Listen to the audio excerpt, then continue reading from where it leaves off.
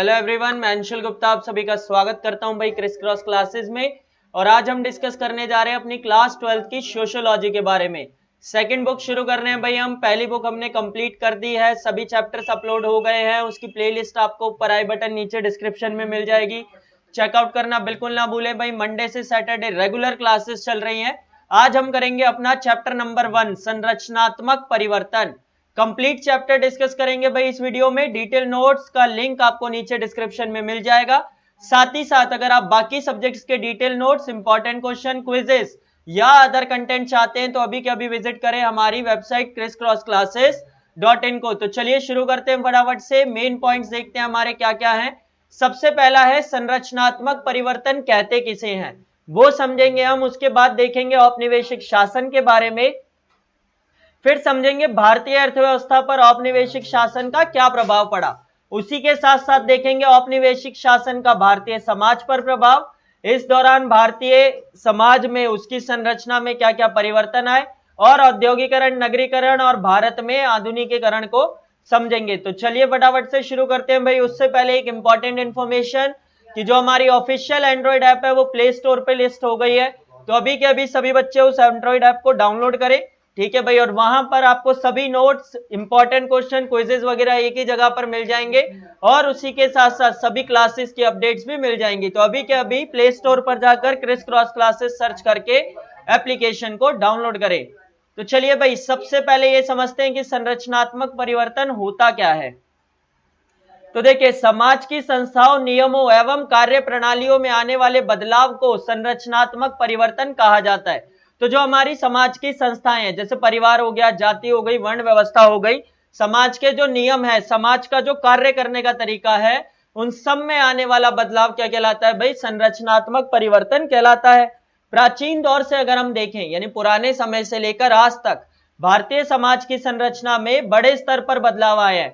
भारत में संरचनात्मक परिवर्तन किसकी वजह से आया भाई? उपनिवेशवाद की वजह से। और अगर हमें समझना है कि वर्तमान भारतीय समाज की क्या स्थिति है, तो हमें अपने अतीत को समझना ही पड़ेगा। इसी वजह से इसमें हम ये देखेंगे कि कैसे भारत की अर्थव्यवस्था में, भारत की व्यवस्था में समय के साथ साथ संरचनात्मक परिवर्तन आया है। तो चलिए देखते हैं भाई। सबसे पहले हमें समझना है औपनिवेशिक शासन के बारे में। तो एक देश द्वारा किसी अन्य देश पर शासन स्थापित करके उस देश के संसाधनों का प्रयोग करना क्या कहलाता है भाई? औपनिवेशिक शासन कहलाता है। तो जब कोई एक देश अन्य देश पर शासन स्थापित कर लेता है और उस देश के संसाधनों का प्रयोग करता है, जैसे अंग्रेजों ने हमारे ऊपर शासन किया था भाई, और वो हमारे संसाधनों का प्रयोग करते थे, तो इसे ही क्या कहा जाता है भाई? औपनिवेशिक शासन कहा जाता है। भारत में जो ब्रिटिश शासन का काल था वो ऐसा ही एक औपनिवेशिक शासन था। अंग्रेजों ने भारत पर लगभग 200 सालों तक शासन किया, और इस दौर में भारत के संसाधनों का बड़े स्तर पर दोहन किया। पर उसी के साथ साथ उनके शासन के दौर में कई सामाजिक परिवर्तन भी आए, यानी बड़े स्तर पर क्या हुआ भाई?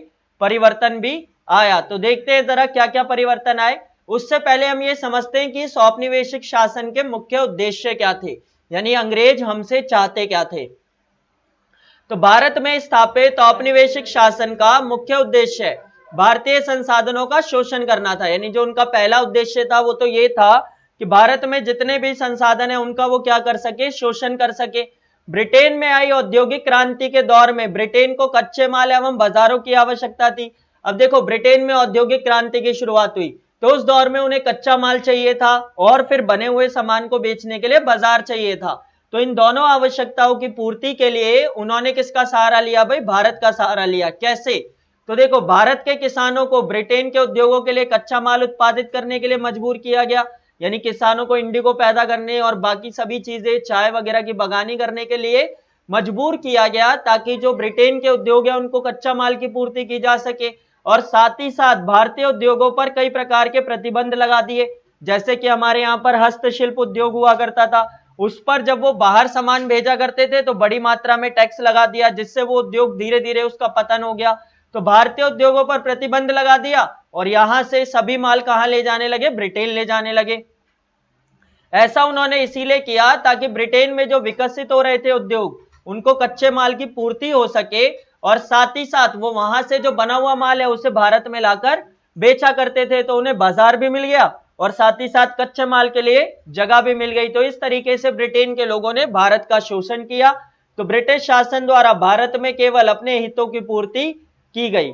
इसके बाद अगर हम देखें तो इस शासन की प्रकृति क्या थी, यानी ये किस प्रकार का शासन था। तो देखो, अंग्रेजों ने भारतीय जमीन पर एकाधिकार कर लिया, यानी उन्होंने सभी जमीन पर एक तरीके से क्या किया भाई, कब्जा कर लिया।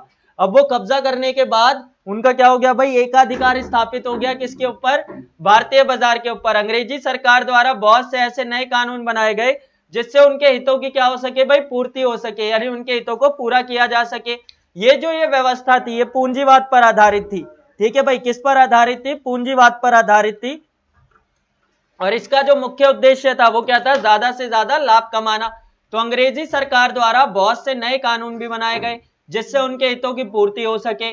साथ ही साथ ये जो व्यवस्था थी वो पूंजीवाद पर आधारित थी, इस वजह से उनका मुख्य उद्देश्य केवल लाभ कमाना रहा। और इस दौर में भारतीय समाज का विकास लगभग ना के बराबर हुआ, क्योंकि अंग्रेजों ने क्या किया भाई, भारतीय समाज का शोषण किया और सिर्फ ध्यान दिया किसके ऊपर, ब्रिटेन के विकास पर। ठीक है भाई, तो इस तरीके से भारतीय समाज पर जो औपनिवेशिक शासन था उसका गहरा प्रभाव रहा कि अंग्रेजों ने यहां पर आकर सभी जमीन पर एकाधिकार कर लिया और अपनी मर्जी की फसलें उगवाई, और उसी के साथ साथ ऐसे कानून बनाए जिससे उन्हें ज्यादा से ज्यादा लाभ हो सके।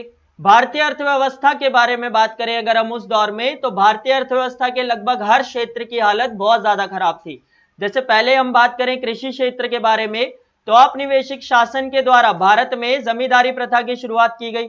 अब जो ये जमींदारी प्रथा थी, इस प्रथा में जमींदार किसानों को मन मर्जी कर वसूला करते थे। ठीक है भाई, तो जो जमींदार थे उन्हें नियुक्त कर दिया अंग्रेजों ने। उन्होंने जमींदारों से कहा कि भाई तुम्हें हमें इतने पैसे देने हैं, यानी जमींदार अंग्रेजों को एक निर्धारित अमाउंट देंगे, पर वो किसानों से मनमर्जी कर वसूला कर सकते थे। जिस वजह से क्या हुआ भाई, किसानों का शोषण हुआ, कृषि में कोई विकास नहीं हुआ, और साथ ही साथ कृषि क्षेत्र का क्या हुआ भाई, बड़े स्तर पर विनाश हुआ। तो ये सब समस्या आई। कृषकों को ऐसी फसलें उगाने के लिए प्रेरित किया गया जिससे ब्रिटेन के उद्योगों की आवश्यकता पूरी हो सके, और भारतीय कृषि के विकास पर कोई खासा ध्यान नहीं दिया गया, जिस वजह से कृषकों का शोषण हुआ और भारतीय कृषि की स्थिति भी समय के साथ साथ क्या हुई भाई, खराब हुई। औद्योगिक क्षेत्र के बारे में बात करें हम, यहाँ हमारे यहाँ उद्योगों की स्थिति क्या थी उस दौर में, तो देखो, भारत का शिल्प उद्योग भारत के सबसे प्राचीन उद्योगों में से एक था, परंतु ब्रिटिश शासन की विभेदकारी कर नीति के कारण धीरे धीरे ये जो हस्तशिल्प उद्योग था इसका पतन हो गया। विभेदकारी कर नीति क्या थी भाई, उन्होंने कुछ चीजों पर टैक्स ज्यादा लगाया और कुछ पर टैक्स लगाया ही नहीं। जैसे भारत से जो कच्चा माल ब्रिटेन जाता था उस पर कोई टैक्स नहीं लगाया, पर हस्तशिल्प से के उद्योग से जो सामान बनकर बाहर जाता था उस पर ज्यादा टैक्स लगा दिया, जिससे उसकी कीमत महंगी हो गई और बाहर के लोगों ने उसे खरीदना बंद कर दिया। तो इन सब वजहों से भारत का जो हस्तशिल्प उद्योग था उसका क्या हो गया भाई, पतन हो गया। साथ ही साथ क्या हुआ भाई, जो ब्रिटेन में बनी वस्तुएं होती थी उनसे क्या हुआ भाई, भारतीय वस्तुओं की प्रतिस्पर्धा होने लगी, यानी कि कंपटीशन होने लगा। ठीक है भाई, वहां पर जो वस्तुएं बनाई जाती थी वो मशीनों से बनती थी, तो वो डेफिनेटली सस्ती हुआ करती थी। भारत में जो हस्तशिल्प उद्योग के अंदर क्या भाई वस्तुएं बनती थी उन्हें हाथों से बनाया जाता था, जिस वजह से समस्या हुई और भारतीय हस्तशिल्प उद्योग को क्या हुआ भाई, भारी नुकसान उठाना पड़ा। भारत के अंतरराष्ट्रीय व्यापार के बारे में बात करें उस दौर में, तो देखो, अंग्रेजों के शासन के दौर में भारत को मुख्य रूप से कच्चे माल के उत्पादक क्षेत्र एवं एक बड़े बाजार के रूप में प्रयोग किया गया। जैसा मैंने अभी आपको ऊपर बताया था कि भाई वो यहां से कच्चा माल लेकर जाया करते थे और कच्चे माल को वहां पर उत्पादित करके वापस भारत में लाकर बेचा करते थे। तो इस तरीके से भारत में बड़े स्तर पर क्या किया जाता था, कच्चे माल का निर्यात किया जाता था और ब्रिटेन से उत्पादित वस्तुओं को भारतीय बाजार में बेचने के लिए आयात किया जाता था, जिस वजह से भारत के अंतरराष्ट्रीय व्यापार की संरचना में क्या आया भाई, बड़े स्तर पर परिवर्तन आया। औपनिवेशिक शासन का भारतीय समाज पर क्या प्रभाव पड़ा, ये समझें अगर हम, तो देखो, औपनिवेशिक शासन ने भारत के लगभग हर क्षेत्र में अपना प्रभाव छोड़ा, चाहे वह आर्थिक क्षेत्र हो, राजनीतिक क्षेत्र या फिर सामाजिक क्षेत्र। इन सभी बदलावों का प्रभाव आज भी देखा जा सकता है। कैसे, देखो, एक एक करके देखते हैं क्या क्या मुख्य बदलाव आए थे। तो देखो, अंग्रेजी शासन पूंजीवादी व्यवस्था पर आधारित था, जिस वजह से भारत में वस्तुओं के उत्पादन की प्रणाली व वितरण के तरीकों में बदलाव आया। ठीक है भाई, जिस प्रकार से ये प्रणाली पहले चला करती थी वो पूरी तरह से बदल गई। कई क्षेत्रों में उत्पादन बढ़ाने के लिए अंग्रेजों ने जंगलों को काटकर चाय की खेती की शुरुआत की। ताकि वो ज्यादा से ज्यादा प्रॉफिट कमा सके। देश में लोगों का आवागमन बढ़ा, क्योंकि अंग्रेजों की वजह से क्या हुआ था कि बहुत सारे नए नए नगर विकसित हुए थे, जहां पर उन्होंने बंदरगाह वगैरह बनाए थे। तो इस वजह से लोगों का एक क्षेत्र से दूसरे क्षेत्र में रोजगार और नए अवसरों की तलाश में जाना नॉर्मल हो गया। भारतीय मजदूरों और सेवा कर्मियों को जहाजों के माध्यम से काम करने के लिए अन्य देशों में भेजा जाता था। जैसे कि श्रीलंका के चाय के बगानों में काम करने के लिए बहुत सारे तमिलों को भेजा गया था। भारत में पश्चिमी शिक्षा को बढ़ावा दिया गया, ताकि भारतीय समाज में ऐसे वर्ग का उदय हो सके जो औपनिवेशिक शासन के विकास में सहयोग दे सके। यानी पश्चिमी शिक्षा को, अंग्रेजी को बढ़ावा दिया गया ताकि ऐसे लोग बन सके जो भारत में रहकर औपनिवेशिक शासन को बनाए रख सके। पर ये उनकी चाल उल्टी पड़ गई। आगे जाकर इन्हीं लोगों ने क्या की भाई, आजादी की मांग की। ठीक है, भारत में अंग्रेजी भाषा का प्रभाव बढ़ा।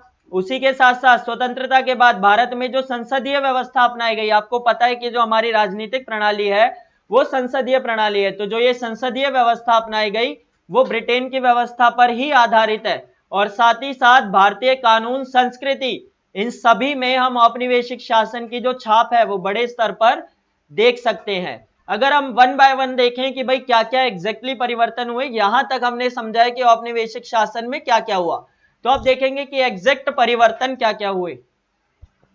तो औपनिवेशिक शासन के अंदर क्या क्या संरचनात्मक परिवर्तन हुए, तो देखो मुख्य रूप से औपनिवेशिक शासन के दौरान भारत में दो बड़े संरचनात्मक परिवर्तन हुए। पहला तो औद्योगिकरण और दूसरा नगरीकरण।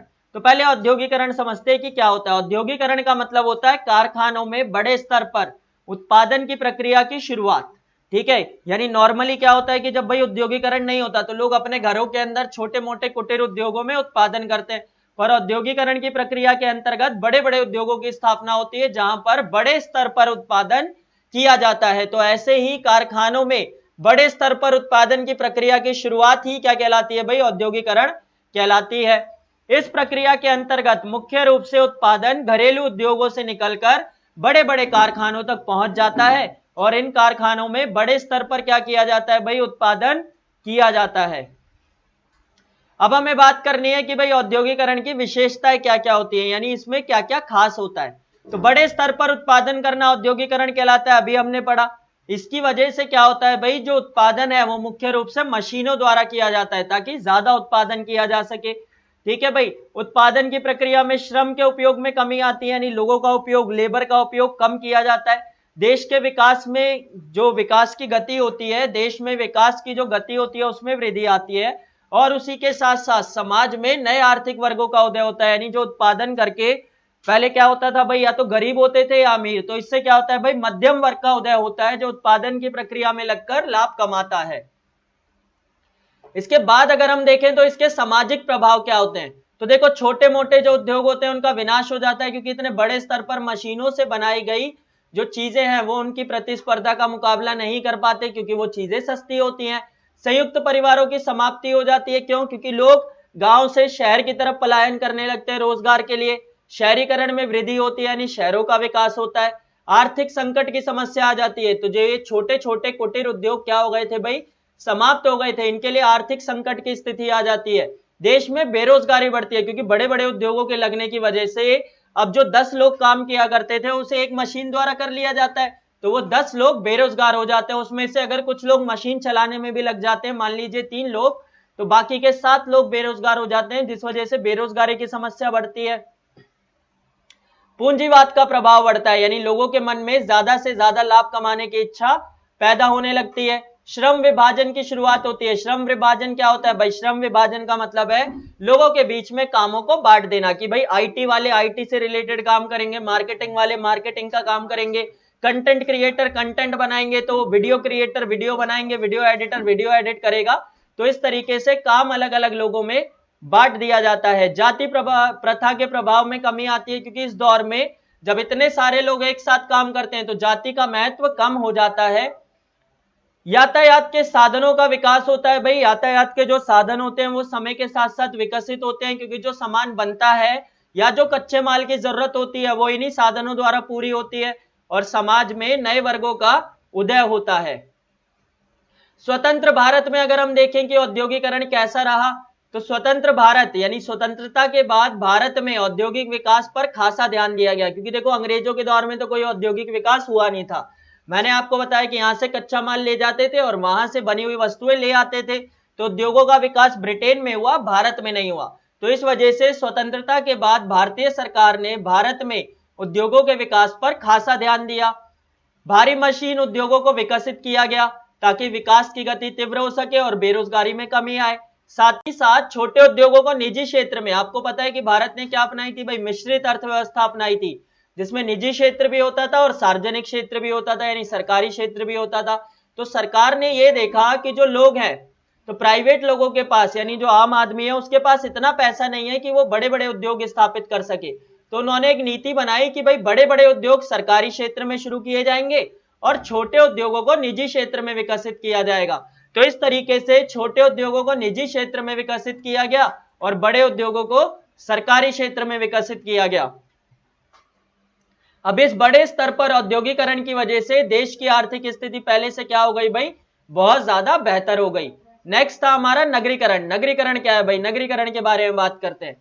तो नगरीकरण वह प्रक्रिया है जिसके अंतर्गत ग्रामीण क्षेत्र विकसित होकर धीरे धीरे शहरी व्यवस्थाओं एवं सुविधाओं को अपनाने लगता है। यानी एक ऐसी व्यवस्था जिसमें शहरी क्षेत्र विकसित होता है और धीरे धीरे शहरी व्यवस्थाओं को अपनाने लगता है। कोई ग्रामीण क्षेत्र था वो विकसित होकर शहरी सुविधाएं उसमें आ जाए, शहरी व्यवस्थाएं आ जाए, तो उसी प्रक्रिया को हम क्या कहते हैं भाई, नगरीकरण कहते हैं। भारत में नगरीकरण अगर हम देखें तो भारत में औद्योगिक क्षेत्र के विकास के साथ ही नगरीकरण की प्रक्रिया की शुरुआत हुई। तो जब हमारे देश में उद्योगों का विकास हुआ तभी समय के साथ साथ औद्योगिक क्षेत्रों के आसपास बड़े बड़े नगरों का विकास हुआ। औद्योगिक विकास के कारण भारत में कुछ शुरुआती नगरों का विकास हुआ, जैसे मुंबई हो गया, कोलकाता, मद्रास वगैरह। इन नगरों में उच्च स्तरीय सुविधाएं मिला करती थी, बेहतर जीवन था, जिस वजह से लोग अलग अलग क्षेत्रों से इन नगरों की ओर पलायन करने लगे और इन नगरों की जनसंख्या में भी क्या हुई भाई, वृद्धि हुई और इस तरीके से ये बड़े बड़े नगर बनते चले गए। समय के साथ साथ भारत में कई अन्य नगर भी विकसित हुए, जो किसकी देन है भाई, औद्योगिकरण की ही देन है। इसके बाद अगर हम देखें तो भारतीय समाज पर नगरीकरण के क्या प्रभाव हुए भाई, रोजगार के अवसरों में वृद्धि हुई भाई। जब शहर में लोग जाते थे, शहर में बड़े बड़े उद्योग होते थे तो लोगों को रोजगार मिलता था। अप्रवास बढ़ा, यानी शहरों में ज्यादा लोग अलग अलग जगहों से आने लगे। जनसंख्या वृद्धि हुई, देश के अंदर उन पर्टिकुलर क्षेत्रों के अंदर जनसंख्या वृद्धि हुई। स्वास्थ्य सेवाओं का विकास हुआ देश में, शिक्षा सेवाओं का विकास हुआ, तकनीकी सुधार हुए और साथ ही साथ देश का तेजी से आर्थिक विकास हुआ। तो ये सब नगरीकरण के प्रभाव रहे। अब भारत में आधुनिकीकरण देखते हैं भाई। आधुनिकीकरण का मतलब होता है कि वर्तमान स्थिति के अंदर संसाधनों को और बेहतर तरीके से प्रयोग करने का तरीका, यानी कि जो हमारे संसाधन है उनको और कैसे अच्छे से प्रयोग किया जाए, इसी प्रक्रिया को आधुनिकीकरण कहते हैं। तो आधुनिकीकरण की वजह से यानी जैसे जैसे हम मॉडर्न होते चले गए, इसे इंग्लिश में मॉडर्नाइजेशन कहते हैं, तो जैसे जैसे हम मॉडर्न होते चले गए तो देश में क्या हुआ भाई, प्रौद्योगिकी का विकास हुआ, लोग ज्यादा शिक्षित हुए क्योंकि शिक्षा के प्रति जागरूकता बढ़ी, यातायात के साधनों का विकास हुआ देश में, पश्चिमीकरण का प्रभाव बढ़ा, यानी हम धीरे धीरे पश्चिमी संस्कृति से प्रभावित होते चले गए, औद्योगिकरण की शुरुआत हुई, अभी ऊपर पढ़ा हमने, और शहरीकरण यानी कि नगरीकरण का प्रभाव बढ़ा। तो इस तरीके से आपका पूरा चैप्टर था। अगर आपको कोई भी डाउट है तो आप नीचे कमेंट सेक्शन में अपने डाउट्स वगैरह पूछ सकते हैं, वरना संडे को 1 बजे भाई रेगुलरली हमारा डाउट सेशन चलता है, तो उस डाउट सेशन के अंदर भी आप अपने क्वेश्चंस पूछ सकते हैं। अदर पार्ट्स का लिंक आपको नीचे डिस्क्रिप्शन में मिल जाएगा, चेकआउट कीजिए सभी चैप्टर्स। ये बुक हम इस वीक के अंदर यानी जो आने वाला अपकमिंग वीक है उसमें टोटली फिनिश कर देंगे। नोट्स का लिंक आपको नीचे डिस्क्रिप्शन में मिल जाएगा, चेकआउट करना बिल्कुल ना भूले। टेलीग्राम ग्रुप ज्वाइन कर लें भाई, इंपॉर्टेंट क्वेश्चन और बाकी अपडेट्स के लिए, लिंक आपको नीचे डिस्क्रिप्शन में मिलेगा। सब्सक्राइब कर लीजिए इस चैनल को, क्योंकि ऐसी बहुत सारी वीडियोस रेगुलरली आपके लिए आती रहेंगी। और वीडियो को लाइक जरूर कर देना, क्योंकि आपका एक लाइक हमें मोटिवेशन देता है भाई ऐसी बहुत सारी वीडियोस आपके लिए बनाने के लिए। So thank you very much everyone for joining the session. Thanks a lot.